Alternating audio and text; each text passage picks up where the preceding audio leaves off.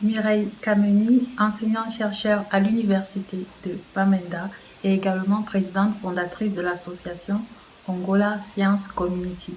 Cette association est un collectif de chercheurs, techniciens, ingénieurs évoluant dans le monde de la science, dont la vision commune est de susciter et supporter plus de vocations scientifiques chez les jeunes en Afrique et plus particulièrement au Cameroun.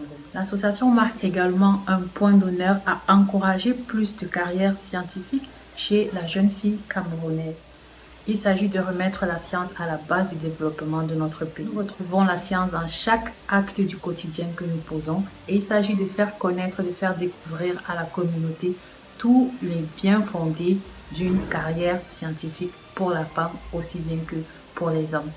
Pour accomplir notre mission, qui est celle d'encourager davantage de vocations scientifiques chez les jeunes africains et prioritairement chez la jeune fille, l'association Angola Science Community a établi des objectifs suivants. Tout d'abord, nous nous proposons d'augmenter la sensibilisation et l'intérêt pour les sciences, technologies, ingénierie et mathématiques. Notre premier objectif est d'accroître la sensibilisation et l'intérêt pour ces sujets chez les filles. Nous menons diverses campagnes et programmes, activités pour aider les filles à découvrir le monde passionnant de la science et à explorer tout leur potentiel. Nous nous proposons également de fournir des modèles et des mentors. Nous travaillons avec des femmes qui ont poursuivi avec succès des carrières dans les sciences pour inspirer et encadrer ces jeunes filles. Notre association organise des ateliers, des conférences et des événements où les jeunes filles ont l'occasion de se rencontrer et apprendre des modèles féminins.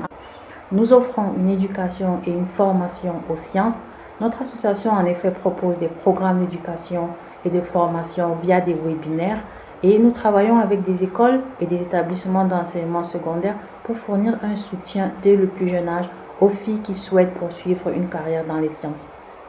Notre association favorise la diversité et l'inclusion dans les domaines des sciences. Nous travaillons pour éliminer les stéréotypes et les préjugés qui empêchent les jeunes filles de participer aux matières scientifiques. Aujourd'hui, moins de 30% de la population des chercheurs scientifiques sont des femmes. Et pourtant, il est prévu en 2050 que 75% des emplois se rapportent justement aux sciences, se rapportent au numérique, au digital. Pourquoi garder les femmes loin de ce corps de métier qui est pourtant l'un des plus rémunérés? On ne saurait évoluer et développer sa carrière dans un monde scientifique d'aujourd'hui sans évoluer avec le digital. Il est important de rester informé des derniers outils et technologies numériques pertinents dans nos domaines de recherche.